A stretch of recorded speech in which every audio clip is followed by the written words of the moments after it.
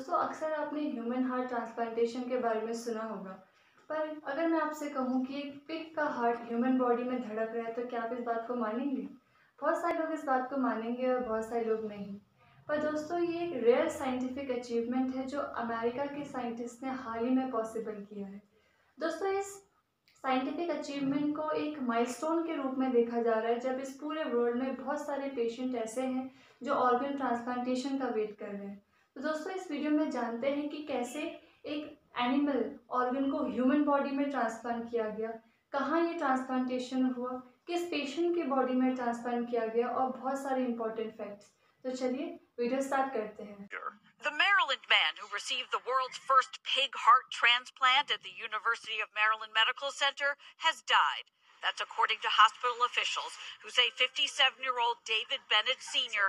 died Tuesday afternoon at UMMC, 2 months after the groundbreaking surgery.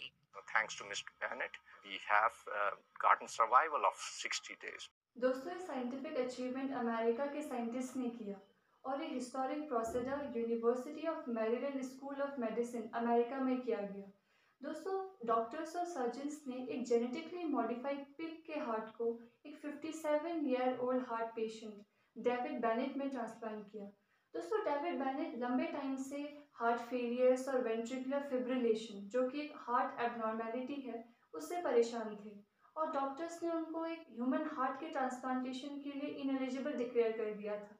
तो doctors ने pig के heart को उनकी बॉडी में ट्रांसप्लांट करने के बारे में सोचा। दोस्तों इस प्रोसेस को जेनो ट्रांसप्लांटेशन कहते हैं। अगर मैं जेनो ट्रांसप्लांटेशन आपको सिंपल भाषा में समझाऊं तो जेनो ट्रांसप्लांटेशन एक ऐसा प्रोसेस है जिसमें एक नॉन ह्यूमन सोर्स या एनिमल सोर्स के ऑर्गन को ह्यूमन बॉडी में या किसी और स्पीशीज में ट्रांसप्लांट किया जाता है।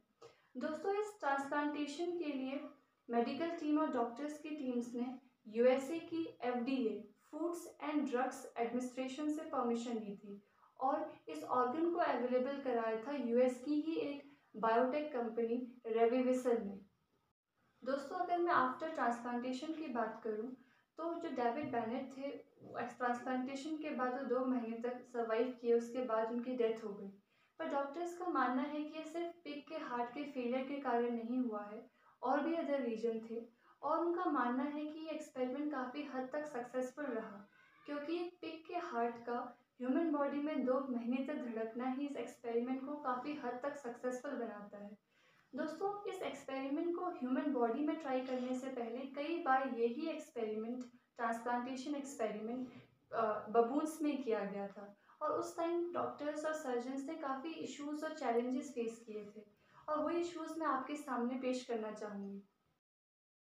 दोस्तों पहला चैलेंज और सिग्निफिकेंट इशू ये था कि जब डॉक्टर्स ने एक ऑर्गन एनिमल ऑर्गन को ह्यूमन बॉडी में ट्रांसप्लांट करना चाहा तो हमारी बॉडीज ने एक स्पॉन्टेनियस इम्यूनोलॉजिकल रिजेक्शन शो किया। हमारी बॉडी ने उस ऑर्गन को एज अ फॉरेन ऑर्गन माना, फॉरेन सब्सटेंस मानते हुए उसके अगेंस्ट एंटीबॉडीज बनाना शुरू कर दिया। तो दोस्तों पहला चैलेंज ये ही था कि हमारी ह्यूमन बॉडी उस ऑर्गन को एज अ फॉरेन ऑर्गन ना मानते हुए अपना ऑर्गन माने और उसके अगेंस्ट कोई एंटीबॉडीज ना बनाए। दोस्तों दूसरा सिग्निफिकेंट इशू और चैलेंज ये था कि जो हमारी ह्यूमन बॉडी होती है वो ABH blood group system express करती है, पर जबकि जो पिग्स होते हैं उसके वेस्कुलर एंडोथेलियम में एक प्रोटीन होता है जिसको बोलते हैं गैलेक्टोज ओलिगोसैकेराइड या सिंपली उसको शॉर्ट फॉर्म में गाल भी बोला जाता है। तो दोस्तों जब ये ऑर्गन ट्रांसप्लांट किया गया तो ये प्रोटीन्स भी ह्यूमन बॉडी में आए और पर हमारी बॉडी ने एंटी गाल एंटीबॉडीज बनाना शुरू कर दिया जिसने फिर से उस ऑर्गन को रिजेक्शन शो किया। दोस्तों तीसरा सिग्निफिकेंट चैलेंज ये था कि पिग की बॉडी में नेचुरली बहुत सारे वायरसेस प्रेजेंट होते हैं जिनको एंडोजीनस रेट्रोवायरसेस कहा जाता है। तो दोस्तों जब ये ऑर्गन को ट्रांसप्लांट किया गया तो ये जो वायरस हैं वो भी ह्यूमन बॉडी में एंटर कर रहे थे और सिग्निफिकेंट इश्यूज खड़े कर रहे थे और हमारी बॉडी में ये सेफ्टी कंसर्न्स को भी अराइज कर सकते थे। तो दोस्तों ये कुछ चैलेंजेस थे जो डॉक्टर्स ने फेस किए इस ट्रांसप्लांटेशन के समय। दोस्तों डॉक्टर्स ने इन सभी चैलेंजेस को फेस करने के लिए बहुत सारी जेनेटिक मॉडिफिकेशंस किए ह्यूमन बॉडी में भी और पिग्स की बॉडी में भी। दोस्तों सबसे पहले डॉक्टर्स ने पिग्स की बॉडी में से उन जीन्स को एलिमिनेट किया जो उन प्रोटीन्स का फॉर्मेशन कर रहे थे जो ह्यूमन बॉडी में आते ही एंटीबॉडी फॉर्मेशन को ट्रिगर कर रहे थे, इम्यून रिस्पॉन्स को ट्रिगर कर रहे थे, ताकि इस एंटीबॉडी फॉर्मेशन को मिनिमाइज़ किया जा सके। साथ ही साथ दोस्तों डॉक्टर्स ने ह्यूमन बॉडी में से भी उन जीन्स को मॉडिफाई किया जो जीन्स बहुत ज़्यादा इन्फ्लेमेशन शो कर रहे थे ऑर्गन के ट्रांसप्लांट होने के बाद, और इम्यून रिस्पॉन्स को भी प्रमोट कर रहे थे और बहुत सारा ब्लड कोगुलेशन शो कर रहे थे। तो उन जीन्स को भी मॉडिफाई किया गया। और साथ ही साथ दोस्तों डॉक्टर्स ने पिग्स की बॉडी में से उन जीन्स को एलिमिनेट किया जो जीन्स ग्रोथ हार्मोन के प्रोडक्शन को स्टिमुलेट करते हैं, जो ग्रोथ हार्मोन में फॉर्मेशन में हेल्प करते हैं पिग्स की बॉडी में, ताकि जब हमारी बॉडी में पिग का हार्ट आए तो कोई आउटग्रोथ शो ना करे, जब उसकी ग्राफ्टिंग हो जाए तो उसमें कोई ग्रोथ शो ना हो और वो ह्यूमन बॉडी के अंदर ईजिली फिट हो जाए। तो दोस्तों ये कुछ मॉडिफिकेशंस थे जो डॉक्टर्स ने किए और परफॉर्म किए एक्सपेरिमेंट से पहले। तो ये कुछ मॉडिफिकेशंस थे। डॉक्टर्स का कहना है कि ये सारे मॉडिफिकेशंस सक्सेसफुली हुए हैं, पर अभी भी बहुत सारे मॉडिफिकेशन करने बाकी हैं।